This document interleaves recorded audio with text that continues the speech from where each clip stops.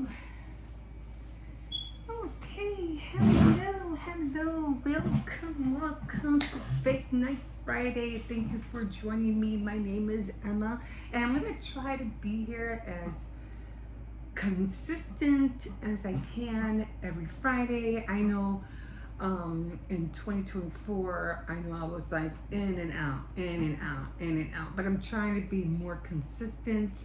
I feel bad that sometimes I was here and then sometimes I wasn't. I really wanted to share things with you, but then I didn't, and then I would forget what it was I wanted to share with you, and all those things. But yeah, for 2025, I'm going to try to be more consistent. So, um, I am following this one book of 365 days of days to read the whole Bible. I'll bring it out. I have shown, back in 2024 how the book looked like, and I was going to bring it, but then I forgot. So I'll try to bring it next week. I am on week 18, I think. I am on week 18, and it's going to be going through 16 through 18, and then I'll have the next week and the next week after that, and then I'll be jumping into Psalms. But you have to remember, it's like, it's not every week. Is it every week? I think it's supposed to be every day. 1, 16, 17, 18, but I can't pull those out every day. So it takes longer because I'm doing 16, one a week. So instead of me trying to finish this thing in 1 year, I'm not going by their time, I'm going by my own time. I'm sorry. Okay. Alright, so let's just jump in. We were talking before about Absalom and how he did rape his sister Tamara. So that was her brother that did that. And then we had, no, not Absalom. Who was the other? It wasn't Absalom. Amon. Amon was the one that raped his sister. And then Absalom was the one who sought revenge and killed him, which was really hard for David, because those are both his sons, And how can you rape your own sister? I don't get it. Don't get it. Okay, so we're from that, and so we went from that, and then we went on to Absalom when he came back to David. I guess he probably, I don't know, maybe had a chip on his shoulder. I'm not sure what happened. All of a sudden, he just wanted to be king, and he wanted to, I don't know, like, get rid of his dad, and he wanted to be king. I don't know, what? Did it to dad? What was wrong with these people back then? Anyway, let's just jump right in, and we are going to start on 2 Samuel chapter 16. So when David had gone a little beyond the top of the hill, he was suddenly met by Ziba, the servant of Mephibosheth, who had with him a couple of donkeys loaded with 200 loaves of bread, 100 bunches of raisins, and 100 bunches of fresh fruit, and a leather bag full of wine. Can you imagine a leather bag holding wine? We have bottles and boxes now, right? But a bag? Okay. King David asked him, "What are you going to do with all that?" Ziba answered, "The donkeys are for you, your majesty, family to ride. The bread and the fruit are for the men to eat, and the wine is for them to drink when they get tired in the wilderness. Okay, so where is Mephibosheth, the grandson of your master Saul? And then the king asked him. He is staying in Jerusalem, Ziba answered, because he is convinced that the Israelites will now restore to him the kingdom of his grandfather Saul. The king said to Ziba, everything that belonged to Mephibosheth is yours, and I am your servant, Ziba replied. May I always please your majesty. I'm pretty sure we're talking to David. Okay, David and Shammai. When King David arrived at Biram, one of Saul's relatives, Shammai, a son of Gera, came out to meet him, cursing him as he came. Shammai started throwing stones at David and his officials, even though David was surrounded by his men and his bodyguards. Shammai cursed him and said, get out, murderer, criminal. You took Saul's kingdom, and now the Lord is punishing you for murdering so many of Saul's family. The Lord has given the kingdom to your son Absalom, and you are ruined, you murderer. So Abishai, whose mother was Zeruiah, said to the king, Your Majesty, why do you let this dog curse you? Let me go over there and cut off his head. This is none of your business, the king said to Abishai and his brother Joab. If he curses me because the Lord told him to, who has the right to ask why he does it? And David said to Abishai and to his officials, My own son is trying to kill me, so why should you be surprised at the Benjaminite? The Lord told him to curse. So leave him alone and let him do it. Perhaps the Lord will notice my misery and give me some blessings to take to the place of his curse. So David and his men continued along the road. Shammai kept up with them, walking on the hillside. He was cursing and throwing stones and dirt at them as he went. The king and all the men I was looking at the clock. The king and all his men were worn out when they reached the Jordan, and they rested. So Absalom in Jerusalem. Absalom and all the Israelites with him entered in Jerusalem, and Ahithophel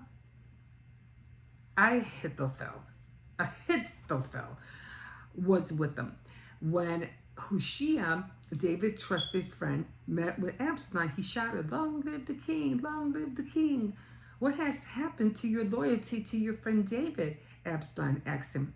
Why didn't you go with him? Hushai answered, How can I? I am the one chosen by the Lord, by these people, and by all the Israelites. I will stay with you. After all, who should I serve if not my master's son? As I served your father, so now I will serve you. Was he talking about Saul? Then Absalom turned to Ahithophel and said, Now that we are here, what do you advise us to do? So Ahithophel answered, Go. Now this was weird. Okay. All right. So go have intercourse or sex with the father's concubines, who he left behind to take care of the palace.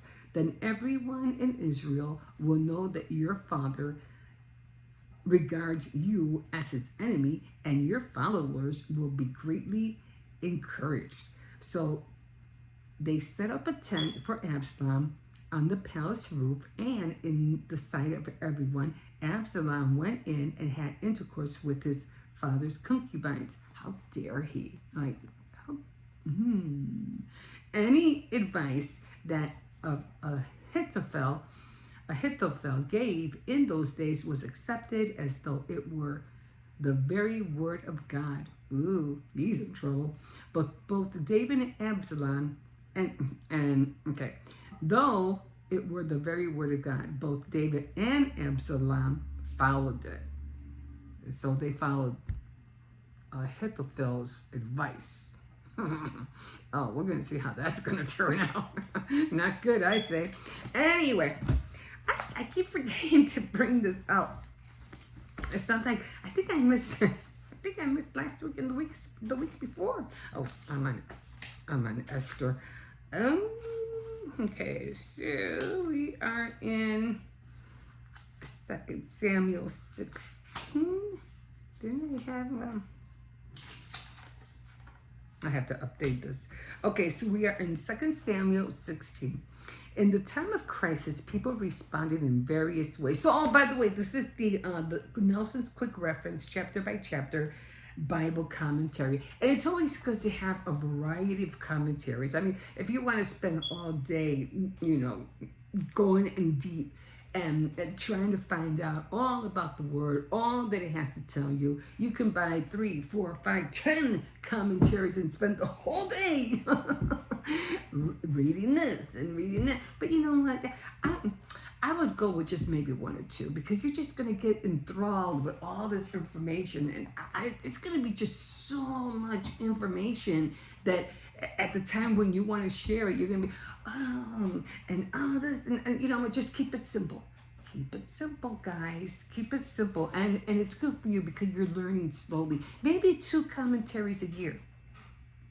You could read the Bible in a year or so. Maybe 2 a year. Always keep these for reference. You never know. Maybe you want to give it to somebody, and you can have a whole library of commentaries, and you can even find commentaries online. And, you don't even have to buy books anymore, which is kind of scary. I often think about that. I do believe they still make books, okay, and people still will read, but a lot of stuff is going to be written or being seen in your phone or tablet or whatever. And it'll be a lot more faster to access to. Okay, so that's what I'm using right now. So in the time of crisis, people respond in various ways. Expect to meet the following. Okay, the liar. Ziba was an opportunist who took advantage of both David and Mephibosheth. In the situation like this, heed Proverbs 18:13, which I didn't look up. The accuser. Shammai was related to Saul and blamed David for the destruction of Saul's family and kingdom. David patiently took it and left the matter with the Lord. Sometimes we have to do that. Sometimes I feel the same way. I feel like people can, act this way and act that way against you, and it hurts sometimes that people are treating you a funny way or a bad way. But you know what? I'm going to leave this alone. I'm going to let God deal with that. Let God deal with you. Good luck. Okay, so David patiently took it and left the matter with the Lord. There are times when silence and submission are your best responses. That's so true. Like they say, we have nothing good to say, don't say nothing. Okay. The avenger, Abishai, was usually quick to declare war. Yeah. But David took the better approach. The traitor. Ahithophel had been David's esteemed counselor. But he turned traitor. That's what I thought. I was like, because I wasn't sure if he was serving David or was he serving, or what. So I guess he was, because he couldn't be serving Saul because Saul was gone, right? Okay, so he became a traitor. And sided with Absalom, his son. Okay, he was the Judas in the camp. David prayed about, let me turn in, David, let me get another stick. Hold on. Okay. David prayed about the problem, prayed about the problem, and trusted God to work. And trusted God to work. And he did. Sometimes that's how I feel too. Sometimes I feel like, we don't know how we're going to solve this problem. I don't know how we're going to do this. I don't know how we're going to do that. And I've gone through lots of times where I would feel like, this is not going to work this time. I don't know what we're going to do this time. Or I don't know how things are going to get done. And I used to fret, like, oh my God, like really fret and worried. Even at one point, I would even cry. Like, I don't know. And I'd be just like, God, you got to help us. God, I just trust you. I'm just going to believe that you're going to help us out of the situation. And believe it or not, oh, that was my stomach gurgling. I haven't eaten all day today. Yeah, I had like 2 cups of coffee and that was it. I got to eat something. Anyway, so, so I would plead with God. I know they say it's wrong to plead with God. I don't, is that true? I mean, I don't know. But, that's what I heard. I could be wrong, but it's just that you shouldn't, because then it's like not having faith that he's going to take care of you. So okay. So I would literally plead with God to help us, and next thing you know, after all the crying was done, and I left it in God's hands. Lo and behold, he took care of the situation. He would tell my husband or whatever, or my husband would come and tell me, oh, by the way, we got this. I took care of it already. I mean,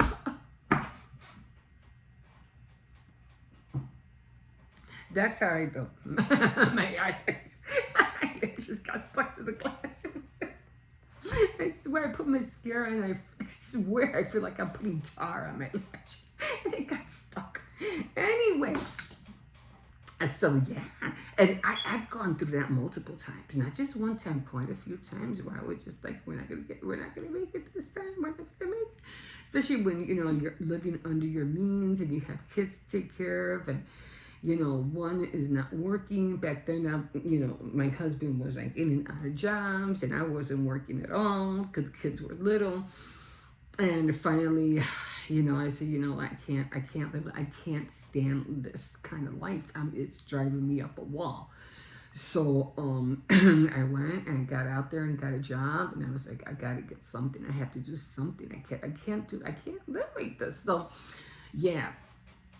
So there was many times where I had that, like I wasn't sure how we were gonna get out of it, and the Lord, until this day, the Lord always comes through. I'm like, yes, you did it again.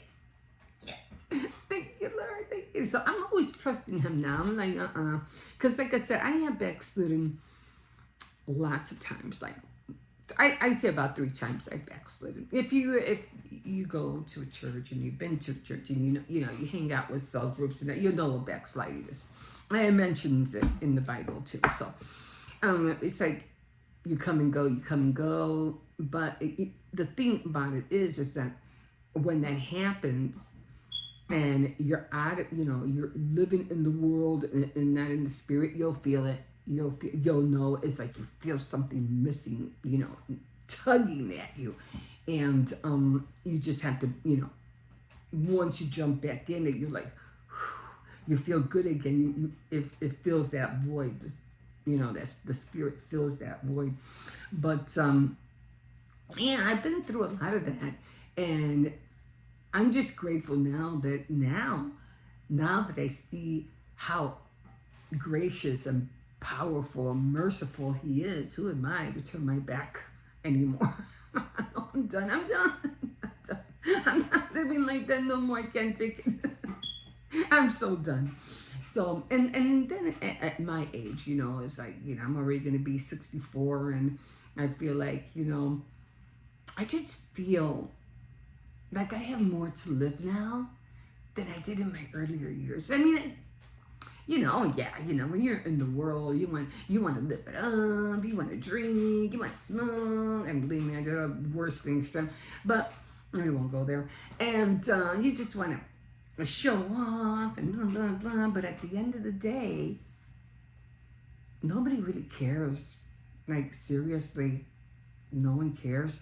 Um, yeah, you'll have good times here and there and the party, and you wake up with hangovers the next day and like that, and you're wondering where the next party's gonna be. But you know, if when you stop doing it, nobody asks for you. Oh, what happened to so and so? Nobody cares. Nobody cares. They probably just care because you were the one that was always buying the stuff. Where is she? Where is he?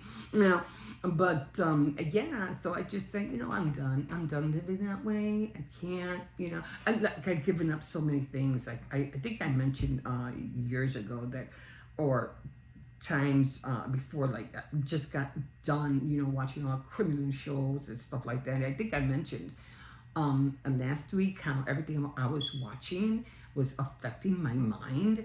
Like, I'm like, no, this is not what I want. I don't want to have dreams of people beating up on each other and killing each other, and I still get a tad of that still. Like the other night, I think I got a tad. I always try real hard to try to remember my dreams so I can share them, but then I get distracted. I get up and I start doing things and then I forget.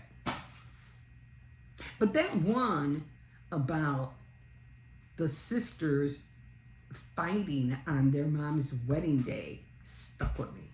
That one stuck with me because I was sad. I go, how can you be fighting over a guy that you guys don't really truly like, and then you're fighting your mom? Well, it was like renewing her vows or something because they were already in their ages. But then they're fighting, they're arguing, they kill the guy. What the heck? Mom's wedding day. That stuck with me. So a lot of those things just stick with me, and I'm like, you know what? I'm tired of these dreams. I don't want any more. I want heavenly dreams. I want dreams from the kingdom where my real home is, you know. And like I said, we're only here temporarily. This is not our real place. Yeah, you know, we're here and everything like that. But God tells us, don't let this world fool you, because it will, and you're gonna be in big trouble. So try to steer away from that. I don't know where I was getting to with this, but there it is. Anyway, I did want to share something because, you know, we're always thinking, we're always doing things like, you know, and somebody came to my attention. I don't know why. And I said, wow, I never saw it that way. I'm like, why didn't I ever see it that way? Because God was saying that, you know how he says, I don't know where the scripture is that, but he always talks about, you know, you're going to go to a place where moth or something can't destroy you or something like that. And I don't know, I was reading something, and of course I was reading the Bible, and it says something about when the Israelites were, you know, with Moses in the mountain, near the mountain were, and, you know, some of them wanted to go back because, you know, they felt like they were going to die out there in the desert. But there was a time, during that time, where God did take care of them. Like, you know, you guys don't have to go back. I'll take care of you. And he proved it. Like, he literally proved it. So he ended up sending manna, which is some kind of bread. I don't know, some kind of, I forgot what they called it. It was kind of like a white doughy thing that came down from the sky, and so that came down so they, you know, they can make bread. And but they didn't need anything else because it was like they had all the cattle, so they had meat and stuff like that. You know, vegetation. I don't think they had any fruits or anything because it was a desert. You know, where are you gonna get an apple or a pear or whatever? But they had meat and they had bread, and the bread was supplied from, because you can't plant anything, and so the bread was supplied by God. And every day, at a certain time, it would come down, and then they had to go out and collect it, and so forth. Which I always loved that story. Yeah, And but he mentioned something else, and I was like, really? I didn't never saw it that way. And he said that the Israelites wore clothes that never wore out. They wore shoes, sandals, whatever you want to call them, that never wore out. Can you imagine? Where'd those clothes come from? I want some. But they never wore out. Or did God send down the clothes, or did they make it with a special thread? Because they had to make the clothes to wear them. I mean, I'm pretty sure some of the clothes were made out of skins of the animals, you know? But, so how is it that these clothes, from wherever it is they came, never wore out? I was like, can you imagine? And shoes on top of that too. They never wore out. I was like, can you imagine this day and age? You would never have to buy shoes. You would never have to buy clothes. You would have a certain amount or whatever you need. And if you wanted like a different color, you ask your friend, hey, I'll trade you this pink one for that green one. Or, hey, I'll switch you those nice pretty sandals for these pretty sandals, you know. But you would never have to buy anything because it would never wear out. To day to day. I don't know. But I always found that to me was very, very interesting. I mean, you could have been trading here and there, but you didn't have to buy it, you know? You know, like us nowadays, we always have to buy new shoes. We have to always get this. We have to get that. Things wear out. I mean, I am one. Let me tell you. I wear garments like you wouldn't believe until there's holes in them and I can't wear them anymore. And I've said it before and I'll say it again. I am very frugal in those areas. When it comes to, I am not wasteful. If you want to go check on my channel, I have makeup where you'll see me digging inside the lipstick just to get it on my lips. I'm very frugal. I get ready. It's called Get Ready with Me on my morning routine vlogs. And yeah, I showed them. I dig to the very bottom. I do the same thing with deodorant. I'll get a little toothpick and I'll get it. You know how deodorant is, right? I'll get it's crazy, but I do. I all the way to the end. You know. And lately I have been I've been going shopping and trying to give myself something different because I will wear the same thing every day. I will. I don't care about brands. I don't care about clothes that much. You know what I'm saying? As long as I'm covered, as long as I have short sleeves or long sleeves, whatever, as long as I have pants. I think I can count them on my finger. I have, 4 jeans, two tight ones, and 2 with bell bottoms. And then I have a lot of shirts. I have a lot of summer shirts. And and the black pair of pants that I always wear. That's all I have when it comes to pants. That's it. And I have a lot of sleeveless shirts, and I have a few with sleeve, and I think I could count. I have 1, 2, 3, 4, and then with the 2 that I bought, 5 with long sleeve. That's what I got. So, and I don't like hoodies. I don't like wearing sweat stuff like sweatshirts and sweatpants. I don't like that. I have a lot of socks. A lot of stretchy ones. And I tell you, I wear them until my toe pokes out of it. Okay, it's time to get another pair. Oh, no, but I am that way. I don't like to waste things. So, like I said, can you imagine having clothes like that never wear out? Having, your food fall down from the sky? But I know they got tired at one point.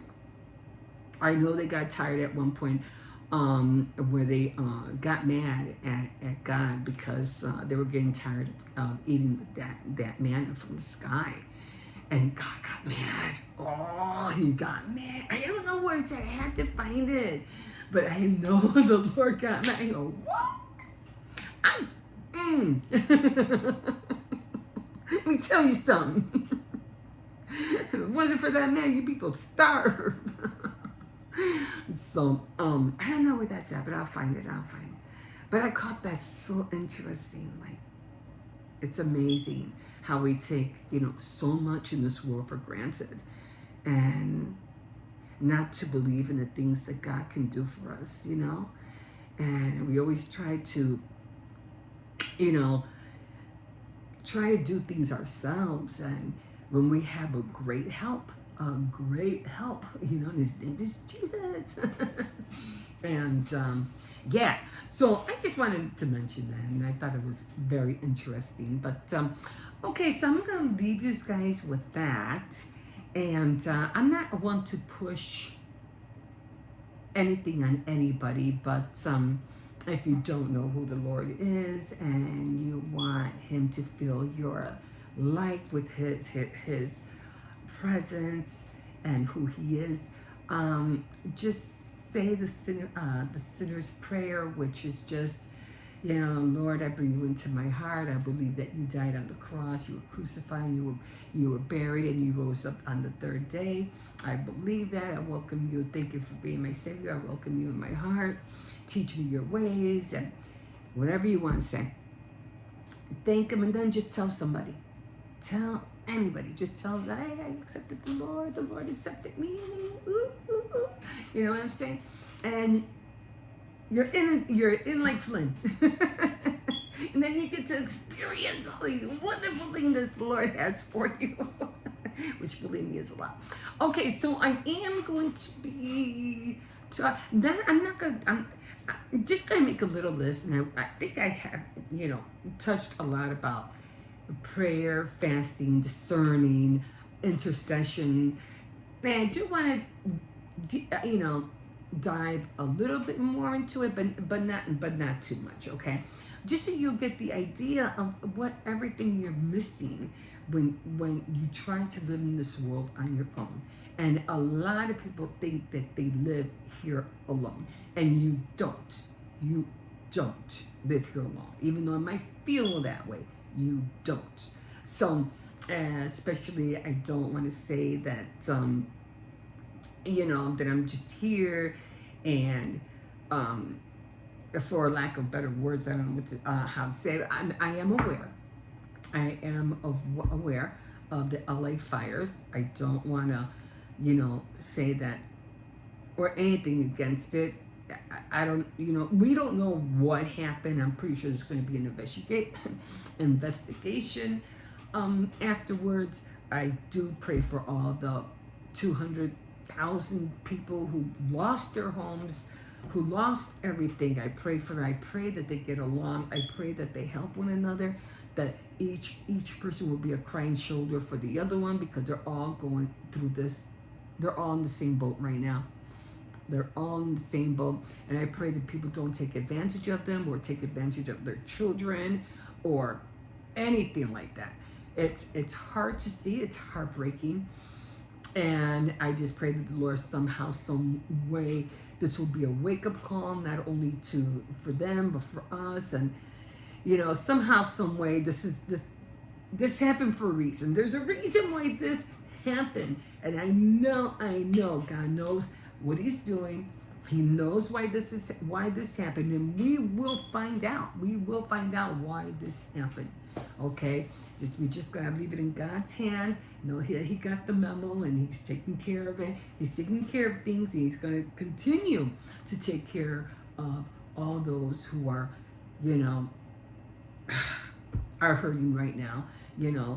Physically, financially, with insurance and all that stuff. And people have been coming together from everywhere to help out. But I also pray for all those firefighters that, it's just everybody coming together to help one another. It was a big job, and I think there's still fighting those fires as I speak.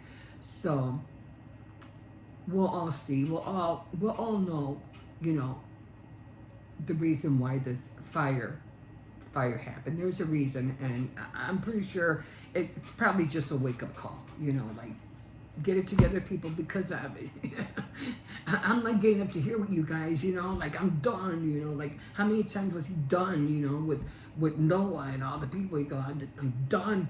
Get those people on the boat. Your family, let's go. They're all gonna be gone. And the same thing with Sodom and Gomorrah. How many times was he like, that's done. He had to grab Lot, or